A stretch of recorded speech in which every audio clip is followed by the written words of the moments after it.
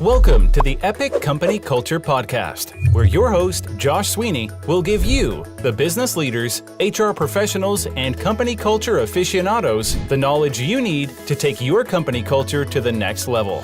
Hello, my name is Josh Sweeney, and welcome to the Epic Company Culture Podcast.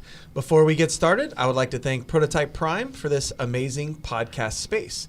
We are joined here today by Chris Smith from Praxis Escrow. Thanks for joining us, Chris. My pleasure, Josh. Yeah, thanks for coming in. Well, we'd love to hear about your company culture, but we want to get started off by hearing a little bit about you and Praxis Escrow. So tell us about you and your business. Okay, I'll give you the short version. So Praxis Technology Escrow is what's known as a software and technology escrow agent. We hold on to source code from software companies. If they go out of business, we give it to their clients. It's almost like an insurance for mission critical or business critical software applications. Awesome. I'm very familiar. We've had to put things in escrow before. It's a funny little niche. Yeah, as a small business, I understand. Anytime we're doing business with a very large entity and there's a big disparate amount of, revenue between the two companies, that tends to happen, I guess. That's right. In many industries, emerging technology industries, there's no 800-pound gorilla. Many of the companies are venture funded, not profitable yet. And so it's a reasonable question to ask in the sales process, what happens if you guys go out of business? Gotcha. Love it. So from a company culture perspective, I know you have a lot of experience in this industry. You have some other experiences before being in the escrow business. What would you say is the most memorable, positive company culture experience you've had so far? Really good question. So as you mentioned, I've got a lot of experience in the industry dating back to the late 90s. And my experience has been both entrepreneurial as well as management or executive level with large Fortune 1000 companies. And for myself, I've identified that I exist best and thrive best in that entrepreneurial environment, startup through about the time you need an HR representative. At that point, it's probably the wrong ship for me to be on. My most memorable experience probably related to this is I was director of sales for a small entrepreneurial company that was number 2 in the software escrow space, actually here in Norcross in the late 90s, and we were acquired by a Fortune 1000 company. And the culture difference was so drastic that probably within 6 months or a year, the greatest majority of all the employees, including myself, had left. Gotcha. Yeah, I totally understand. I worked for a startup here in Atlanta, and we were acquired by a Fortune 500, and I think it was about 6 months, and everybody is out of there. So what is it about the small business culture, the startup culture, that you seem to enjoy so much? You know, ultimately, my customer service and my culture, my company culture experience dates back to my first job in high school. Actually, even before high school, I grew up in a small town, and I worked for the local grocery store. And we knew all of our customers, and our managers all knew us, and they worked hard to keep a great company culture. And I thought it was natural for a business to have, softball tournaments in the summer and go on rafting trips and do all these great things. And then it was only in my second job that I realized that there are big differences between who you work for, et cetera, beyond just what you get paid or the location or the hours. Yeah, I think only, being in multiple different companies over time really helps you uncover that there's wide varying degrees on that spectrum of amazing places to work and not as much. So on the not as much side, you don't have to name any names, but what would you say was the company culture that you enjoyed the least and why? Well, I think it's that same example that I touched on earlier when we were acquired by a Fortune 1000 company. I describe it as they ruined our party. I mean, I used to drive an hour each way and get to work at 6:30 in the morning and literally go in there with my hair on fire, excited to see everybody and go to work. And this company that acquired us was financially driven. They were only concerned about the financial results. And even though our results had been really positive, they came in and immediately cut pay, cut incentives, got rid of the basketball goal that we had, got rid of a lot of the fun things in the environment. And right away, because the culture changed so drastically, and I was in an executive management role, I had to answer a lot of questions to our employees about, gosh, why is this going away? Why is this changing? Why can't we still have fun at work? And they acquired us because we were so profitable and so successful, and immediately changed everything. And as I mentioned, that led to the departure of most of the people. So I think ultimately that was probably my least positive experience with company culture, but maybe one of the most poignant. Gotcha. Yeah, it's really interesting you say that because, we talk to a lot of people about company culture, but I don't normally hear somebody coming in and taking out a lot of things, at least not within that time frame. It's maybe they kind of fall off. I know, one of the ones I worked at, and this is a kind of a small thing, but it was Red Bull. They provided drinks, they provided snacks, and then all of a sudden it was like that was gone. But I felt like it was a little bit slower over time where we lost things, but eventually it was all gone, with that organization. So within your company now, this is your second company? Is that right? Correct. So Praxis Technology Escrow is my second startup, if you will, within the software escrow space. So I had some corporate experience, started a company with a group of investors. We built it up over a 10-year period and sold it. And then I rode off into the sunset, did some other things. And when the timing was right, I came back to the technology escrow industry because I saw some specific advancements in technology that let us build a better mousetrap. Right. Awesome. And you could build the culture you want with basketball goals and everything else that you wanted to have. It's fascinating to start over, Josh, and be able to build a better mousetrap from the services and pricing standpoint, add some technology to the mix. But as you said, to design the culture. And so in preparing for this podcast, I was reflecting on the Praxis is now almost 3 years old. When I started the business, I leased office space, bought brand new office furniture, set it all up for this fun culture, if you will. And right away, but as time went on, I learned more and more that people wanted to work remotely today if they could. I have staff members from all over the country now, even overseas in some cases, where that was never really possible back in 2002 when we started the previous version. So in many ways, I'm living the same life again, except now I'm responsible for all facets of the business. And as you mentioned, I get to design my own culture. And even though I started with a one traditional sort of culture in mind, it's shifted quite a bit over the last 2.5 years, and I wouldn't go backwards now if I could. That's awesome to see kind of the adaptation, right? Because you did it one way, and I think rational thinking would say, well, I did it this way and it worked, and you had an exit, so maybe you do it that way again. But you've had this big fundamental shift in just where people work from, how it's combined. What are some of the other leaps that you've had? You mentioned that working remotely wasn't even possible before. I think a lot of times we forget that nowadays. It's become so prevalent. It's like, well, when I started the company, I couldn't do it. The technology didn't exist. What are some other things that you feel like you've discovered in the new business that you've shifted? Gosh, it's endless. So some of the same technological advances that allow us to work remotely or to improve the services that we provide to our clients through cloud computing, more ubiquitous internet service, faster internet service, virtualization software, all of these things that help us build a better mousetrap are in many ways the same tools that allow us to work better remotely. I may not be answering your question directly, but things like Slack. Yeah. Using Slack to be able to chat easily with people all over the world in real time is amazing. We do a lot of video conferencing through Skype, et cetera. It's endless. There's examples all the way across the board. But the interesting thing is that I'm an old dog, but to teach me these new tricks, it's only taken a relatively short period of time because it just makes so much sense. Yeah, that's awesome because we work with so many clients where we see it from the outside, but it's hard to get them to make that shift, to see it themselves. So it's great that you've made that shift and, seen the technology and gone the way that you needed to go. Well, trying to be practical. So I talked about the office that I started up, and I'm sitting there with all my brand new office furniture, and my first staff member was in Virginia. My second one was in Florida. The third one was in Texas. And, I'm sitting there by myself each day, locking up the office. I'm like, why am I doing this? So that furniture now sits in storage, and I have a smaller virtual space, which is incredible. It gives us access to scale for meetings and all of that without the burden of the overhead, and I don't have to sit by myself. Yeah, definitely. That's awesome. So you had it all built out, then had to pull it back in. And to your point about doing it, the same way I had done it before, there's some truth in that. I was trying to follow a roadmap that I'd seen be successful, not just in my business, but in others. And you go do those things, and the times have changed. The people have changed. Their attitudes have changed. The same is true with our customers today, with our employees. So they're far more willing to accept cloud-based solutions. In fact, in many cases, they have to get the protection they're looking for.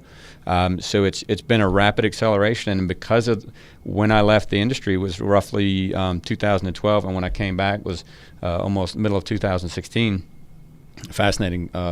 Many changes in acceptance over a short period of time. Yeah. So tell me about, I heard you mention the cloud, them accepting cloud-based escrow solutions. And if I recall, you go back 10 years, this was more of a situation, like software escrow was software put on a disk in a vault, right? Isn't that kind of where it comes from? So, yes. So historically, the whole idea was to take the intellectual property, put it on some robust magnetic media, maybe make 2 copies in case one degraded over time, and store it off-site, offline on purpose, right? And keep it locked up in a media vault. And we still do some of that, but that for us is about 10% of our business.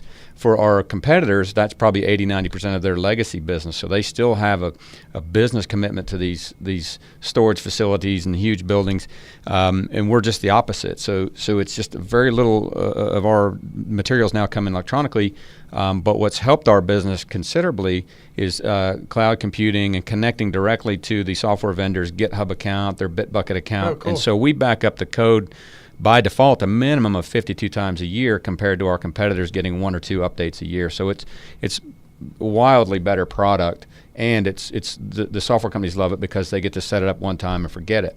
Yeah. It's like anything else, even in our business. One of the questions you asked earlier about culture, why our employees love it so much, is that we try not to do anything that's repetitive too often without automating it and removing the burden that the data entry is a perfect example. We try to do that one time, have our clients do that one time, and it means that we have far fewer client services representatives per active customer than our competition.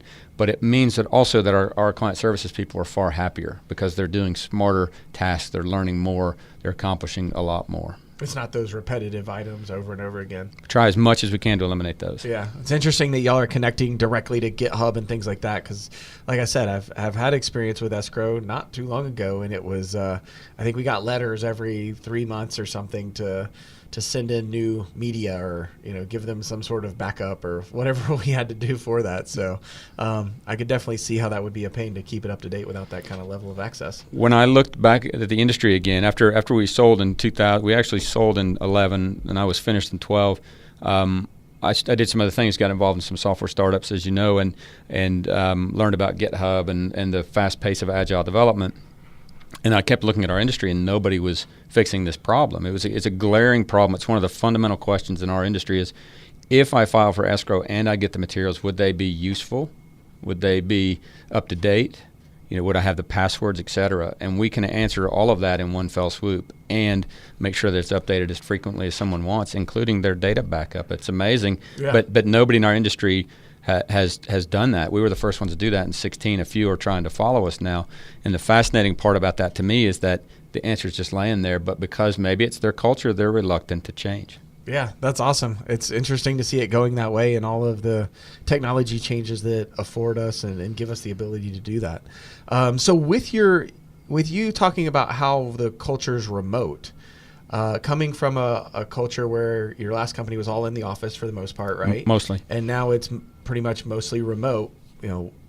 How do you handle that? How do you build the camaraderie, the team experience? How do you manage these remote people and get the same quality of experience as you might have before?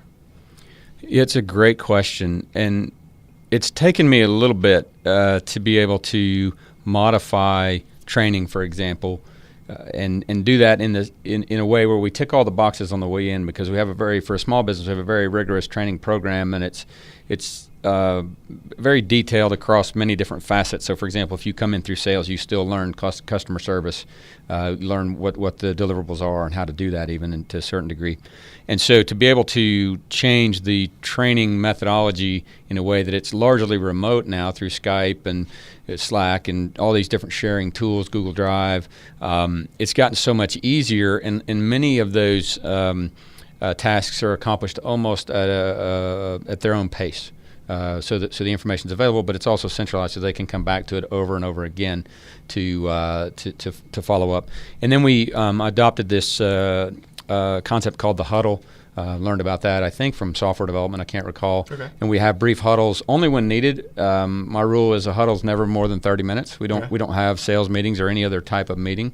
If we have content to share, it's in a very short period of time. It's in a huddle, and we have some scheduled. But you know what? If there's nothing on the schedule, we'll cancel them. And people love that because they know for sure they're not going to sit and listen to me drone on as you are now. Right, gotcha. Well, it's been good for me. Hopefully, it's been a good experience for you so far. My last question would be from a company culture perspective in Praxis now. What would you say the biggest challenge is, or the thing you're most looking forward to correcting, changing, enhancing, whatever it might be?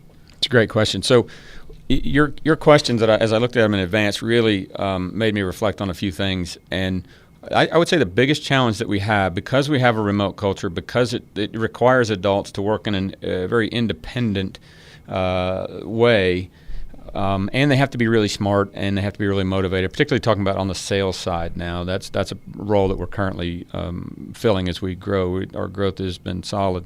The biggest challenge is hiring the right person. So, and I mentioned this to you before we started, is everybody interviews well, right? Or they wouldn't be back for the second or third interview.